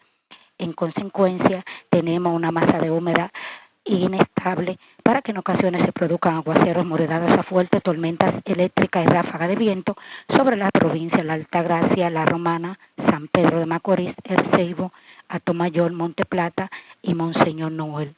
En la tarde y noche se prevén que estos aguaceros sean moderados a fuertes con tormentas eléctricas y ráfagas de viento sobre localidades de Sánchez Ramírez, Duarte, San Cristóbal, San José de Ocoa, Peravia, Azua, Pedernales, Santo Domingo y el Distrito Nacional. Debido a las lluvias que se esperan en estos días, mantenemos las alertas meteorológicas de posibles crecidas de ríos, arroyos y cañadas, así como inundaciones urbanas y deslizamientos de tierra para las provincias La Altagracia, San Cristóbal, el Gran Santo Domingo, incluyendo el Distrito Nacional, La Romana, San Pedro de Macorís, Monte Plata, Peravia, Azua, Barahona y Pedernales. Y en cuanto a las condiciones marítimas, se les recomienda a las frágiles y pequeñas embarcaciones permanecer en puerto desde Isla Saona, La Altagracia, hasta Cabo Francés Viejo, María Trinidad Sánchez, y también desde la Isla Saona, desde la ciudad de Pedernales, en la costa caribeña, por vientos y olas anormales. Esto es todo lo que tengo en cuanto al tiempo desde la Oficina Nacional de Meteorología. En un informe especial para Matutino Tu Mundo, les informó Samira Lorenzo. Gracias, Samira Lorenzo, por la información desde la ONAME. Y amigas y amigos, continuamos, señores, porque Multimedios Su Mundo, desde el momento de la tragedia en San Cristóbal, ha estado permanente y hoy están en vivo en la zona cero, transmitiendo las informaciones del día, de todo lo que ha acontecido allí. Y allá están nuestros amigos Lorena Erasme y también José Tomás Paulino, William así Correa. Así mismo es, Marino, pero recomendarle a todos los amigos televidentes que nos dan la deferencia de vernos cada día, que anden con su paraguas, que presten atención a lo que es la tormenta Franklin, que el día de mañana estará impactando a República Dominicana. Por favor, a tomar todas las medidas del lugar, a escuchar y a estar pendiente a los boletines.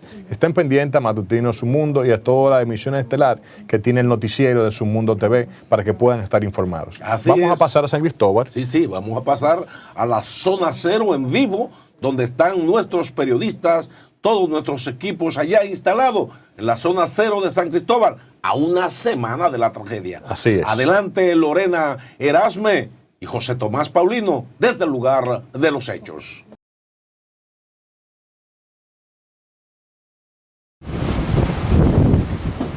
Seguimos con esta presentación especial de su programa matutino Su Mundo, justamente desde la ciudad, desde la zona cero de San Cristóbal, el lugar que fue impactado el lunes de la semana pasada por una potente detonación que mató a 32 personas.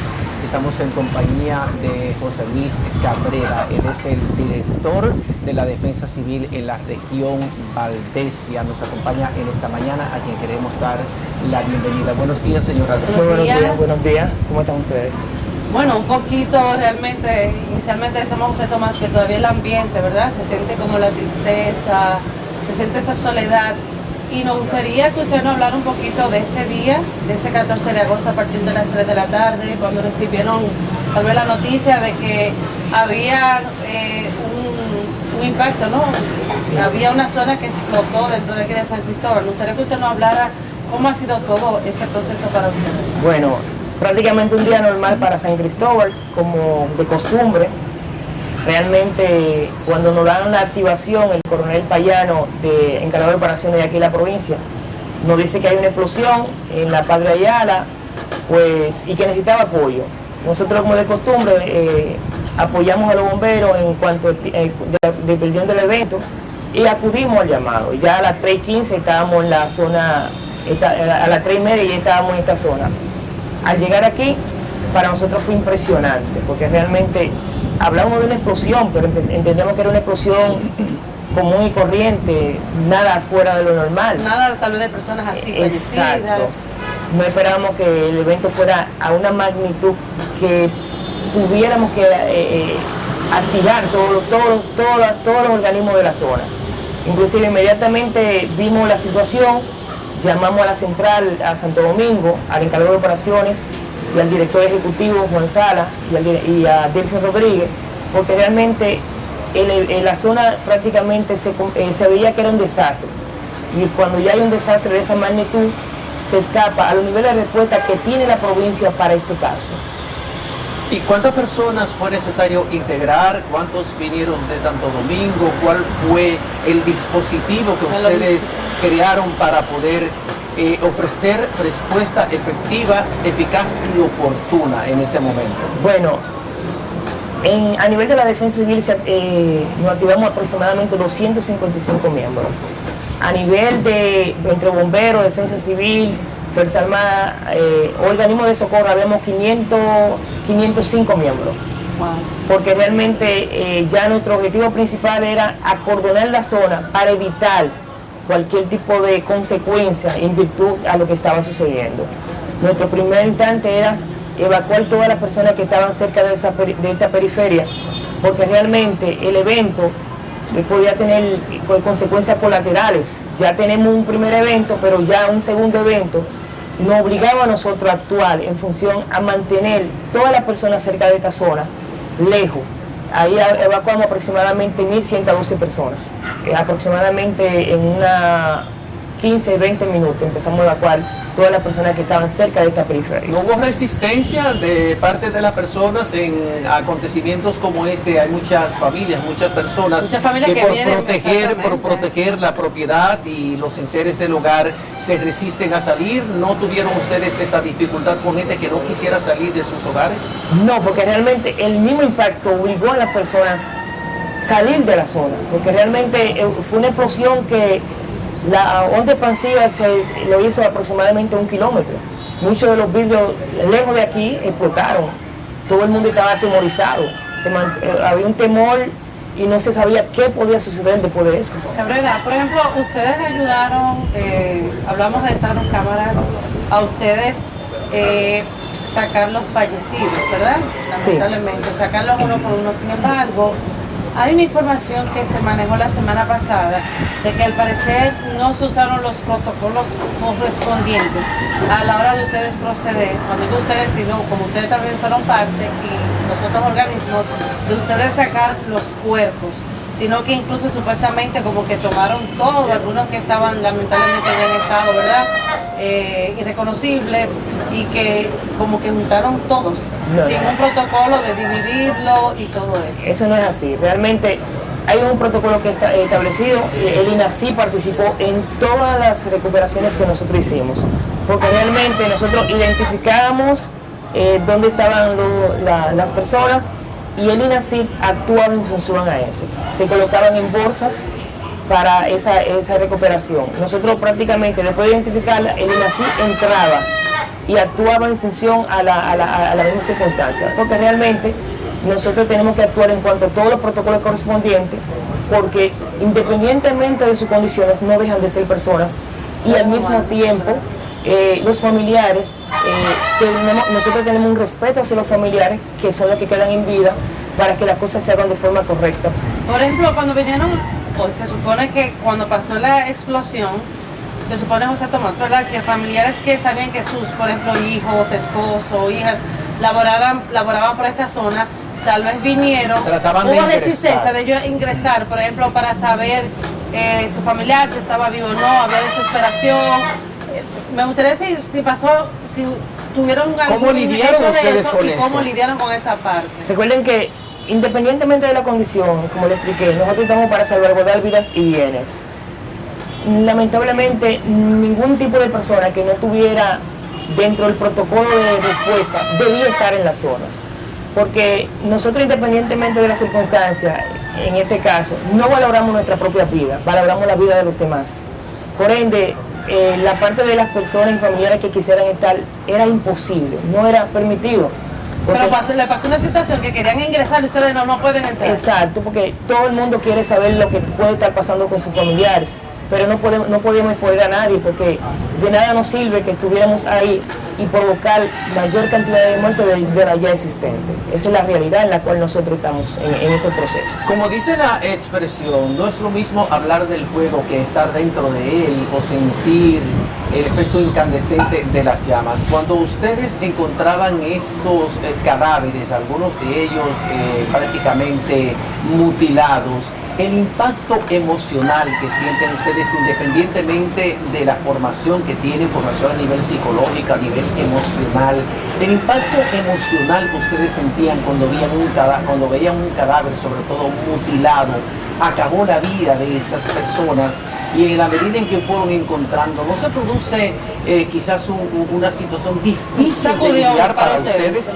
Es muy difícil realmente, porque es que uno se pone en la posición de que si fuera un familiar de uno, fuera su hijo, fuera su papá, inclusive el coronel Cerante, que era el intendente de los bomberos, su padre tenía minutos de haber salido de ahí. Imagínense que en una situación como esa hay un familiar de uno, porque uno prácticamente se pone en la posición de los demás. Por eso nuestro afán de recuperar a las personas, por eso nuestro afán de lidiar en esa situación. Todavía, por ejemplo, cuando estamos en el evento, no sentimos esa nostalgia como en el caso de ahora, después que el evento sucede. Porque después que pasa es que uno siente la nostalgia, porque la adrenalina, gracias a Dios, no nos traiciona. Como no nos traiciona, actuamos para hacer lo mejor de nosotros. Pero después que pasa, uno siente una nostalgia fuerte. O sea, después que pasa es que ustedes se dan cuenta la gravedad de la situación que tuvieron que enfrentar. Exacto. Para Cabrera, ¿cómo fue este momento? Estamos hablando del ser humano, no estoy hablando tal vez del cargo, sino usted como ser humano. ¿Cómo le pasó? Muy mal, porque que realmente a nosotros nos entrenan para salvar vidas. Cuando uno ve un evento como este, nos marca, porque no esperamos que las circunstancias fueran de la manera en que actualmente son. Pero la adrenalina nos lleva a nosotros a actuar para hacer lo mejor que sabemos. Entre los fallecidos está un niñito de apenas 4 meses, una vida frágil, un ser humano que todavía no había comenzado a vivir su vida. ¿Qué tan impactante fue ese momento cuando ustedes encontraron ese cuerpecito inerte, sin vida, abandonado? ¿Qué pasó por la mente de todos ustedes, que la mayoría de ustedes tienen hijos, algunos hijos muy pequeños? Bueno, realmente hay un detalle en este proceso. Por ejemplo, los miembros que hacen la recuperación nos informan a nosotros. Recuperamos uno en tal zona, realmente fue impactante, porque como le estoy diciendo, a nosotros, independientemente de la condición de ser miembro de la defensa civil, o un miembro de los bomberos, o un Cruz Roja, somos seres humanos, y realmente es un asunto impactante, porque la realidad es que nosotros estamos aparentemente preparados para dar respuesta, pero aceptar la realidad es dura. ¿Ustedes están preparados? Es importante que preguntar. Pero brevemente, y escúchame, José Tomás, porque también le quiero hacer esa pregunta a él. El público que no está aquí ahora mismo, a él se le aguaron los ojos.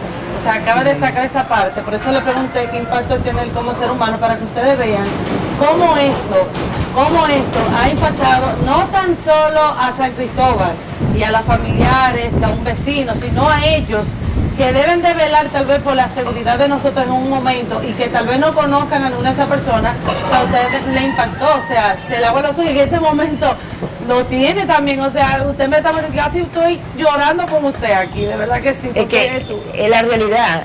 O sea, en el momento nosotros no tenemos una coraza que la gente dice, wow, son héroes, como dicen por ahí. Pero después que pasa no, porque después que pasa ya uno tiene que descargar esa emoción que nos afectó en el momento.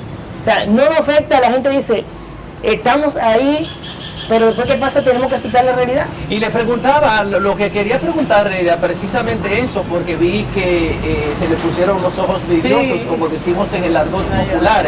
Por ejemplo, como la labor de ustedes es salvar vidas, recuperar a las personas y librarlas de la muerte, cuando se encuentran con un cadáver, con 2, con 3 y que van contando, ese impacto emocional de ver la realidad de que caramba, no lo pudimos salvar, pero era imposible porque no lo podían salvar en ese momento, porque ya el impacto, la detonación había pasado. ¿Qué pasa por las mentes de todos ustedes que a lo mejor se trasladan a lo que puede estar pensando el pariente de esa persona que falleció? Como le digo, en ese momento nosotros quedamos inmersos en nuestro trabajo, pero después el asunto es el después. El después lo que va marcando cuán bien o cuán mal hemos hecho nuestro trabajo.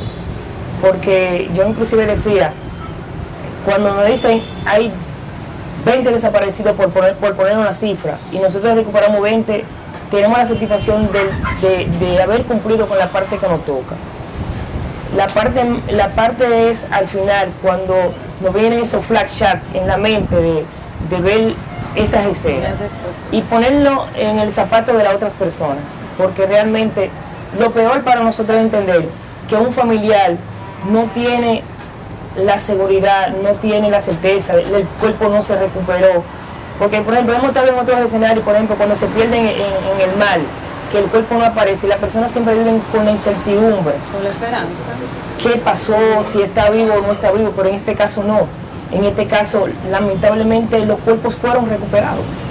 Okay. Es duro. Una pregunta, si ustedes hacen una comparación de esta contingencia que tuvieron que atender aquí en San Cristóbal, producto de esta detonación letal, porque mató a 32 personas, ¿ha sido la mayor situación a la que ustedes han tenido que darle respuesta en los últimos años o habían tenido otras peores? No, es la mayor en la historia que nosotros hemos tenido como miembro de la Defensa Civil. Realmente es la mayor. La mayor tragedia. Exacto. Porque, ¿Estuvieron presentes en marzo? Cuando pasó también un incendio. No. Sí. Por ejemplo, tuvimos el caso del Polvorín, no sé si ustedes recuerdan el Polvorín. Sí, yo lo recuerdo porque yo lo cubrí como periodista. Tuvimos, por ejemplo, 2 personas fallecidas y el Polvorín tuvo mayor impacto. En un sentido. Exacto. Y cuando tú comparas realmente el espacio en que se efectúa este evento, la cantidad de fallecidos es inmensa. O sea, uno no lo puede, mentalmente no lo concibe. Dame un segundito, Tomás. En marzo, ustedes también estuvieron presentes allí, porque fueron 3 meses antes de que sucediera este hecho, que lamentablemente... el derrumbe de la vivienda... No, ahora en marzo... Que también hubo un conato de incendio. Exactamente, un incendio. Sí, pero que realmente ahí no hubo prácticamente nada muy lamentable. Fue un conato como lo definen. Pero no, como el alcalde dijo ahorita que hubo personas también que... Sí, pero en este caso hubieron quemados, pero no en la magnitud, porque aquí, aparte de los fallecidos, hubieron 59 personas lesionadas. Claro. O sea, prácticamente es imposible de comparar un evento como esto. Algo que usted dijo inicialmente en la entrevista, no sé si recuerdan, José Tomás, donde él dice que luego de que ustedes vinieron en el momento de la explosión y vieron la magnitud, ustedes tuvieron que solicitar auxilio a Santo Domingo. Entonces aquí voy, 2 preguntas más o menos en una. ¿Están los bomberos aquí en San Cristóbal capacitados a la hora de ustedes, los bomberos, enfrentar una situación? 2, ¿está también la defensa civil? ¿O realmente ustedes creen que necesitan más personal y más apoyo de parte del Estado para dar respuesta inmediata y no esperar que vengan de Santo Domingo. Realmente le voy a decir algo. Para eventos como estos no estamos preparados. Ahora, internamente las instituciones, tanto las instituciones locales, Defensa Civil, Cuerpo de Bomberos, necesitamos realmente apoyo. Porque, por ejemplo, hubo un momento en que nosotros tuvimos que reducir el personal que teníamos, porque gracias a Dios, personal tenemos, equipamiento es lo que necesitamos, porque realmente, como le estaba explicando, nosotros nos preparamos, lo que necesitamos realmente es que esos apoyos, esos recursos para dar esa respuesta, lleguen sin tener que esperar un evento como este. ¿Qué tipo de equipos, por ejemplo, camillas, utensilios, herramientas para poder entrar? ¿Qué tipo de equipos para que las autoridades tengan una idea clara de lo que necesitan hacer para fortalecer la capacidad de respuesta de la defensa civil? Casco, lente de seguridad, rodillera, camilla, todo ese tipo de equipos es lo que realmente necesitamos. Más vehículos, por ejemplo, a nivel de la provincia solamente tenemos una unidad de la defensa civil. Eso es muy poco. Exacto. Y la provincia tiene 7, 8 municipios, que cuando se da un evento también fuera de aquí tenemos que dar respuesta. Esos son de las necesidades que realmente la defensa civil necesita. Porque no es nada más pensar que lo que se puede dar en el caso urbano, sino también en otros municipios. Cabrera, no puedo despedirlo, o no podemos despedirlo, José Tomás y yo, sin preguntarle sobre la unidad canina que estuvo aquí, bueno, donde también, por ejemplo, decía con José Tomás, inicialmente necesitaban las botitas, los perritos para poder entrar por el tema de que se pueden quemar sus patitas y no continuar con esa labor, pero me gustaría que usted hablara sobre la participación también de esta unidad, también para ayudarlos a ustedes a encontrar los cuerpos. En este caso tuvimos 2 unidades que venían precisamente allá de la central, que fue la que nos permitió identificar dónde se encontraban las personas fallecidas. Porque sin ellos realmente, en función a los escombros y los espacios confinados, era imposible por parte, como humanos, responder a esa parte. Esos 2 cachorros para nosotros fueron unos héroes más. Son 12. Son 2 héroes que de una forma u otra nos permitieron hacer el trabajo de la forma en que lo hicimos. Ojalá que puedan integrar más en este sentido y que puedan entrenar para que también en casos como este puedan tener más cachorros en este sentido. Exacto. Son unos héroes también. Exacto. Ahí aprovecho la oportunidad para agradecerle a toda la defensa civil del país, porque inclusive aquí vino defensa civil de Barahona, de Neiva, todos los compañeros de las demás estaciones estuvieron presentes, pero muy especialmente a Delfín Rodríguez y al director Juan Sara, porque hicieron una entrega total. Nosotros no lo mismo, pero ellos menos. Así es, bueno, muchísimas gracias, ¿verdad, Cabrera, por haber estado con nosotros? Yo creo que tanto usted, los bomberos, esos voluntariados, la unidad Karina, son los héroes que estuvieron aquí, de verdad, tratando de ayudar y de rescatar a estas personas. Y gracias a la población de San Cristóbal por su apoyo. No nos faltó comida, no nos faltó bebida. Ni café tampoco. Exacto, porque las personas fueron muy solidarias. Amo a la población de San Cristóbal porque sin ellos era imposible hacer el trabajo que nosotros hicimos. Muchísimas gracias en nombre de la República Dominicana, no solamente de San Cristóbal, por este trabajo estoico realizado por la Defensa Civil. Agradecemos al señor José Luis Cabrera, director de la Defensa Civil para la región Valdesia, que ha estado con nosotros en esta presentación especial desde aquí, la zona cero en San Cristóbal, a una semana después de esa potente explosión que acabó con las vidas de 32 personas en edad productiva, y que sirva este acontecimiento lamentable para volver los ojos hacia la defensa civil y a todos los organismos de socorro que necesitan el mayor apoyo de las autoridades y también de organizaciones sociales y también de ciudadanos estoicos que vengan a apoyar a estas instituciones.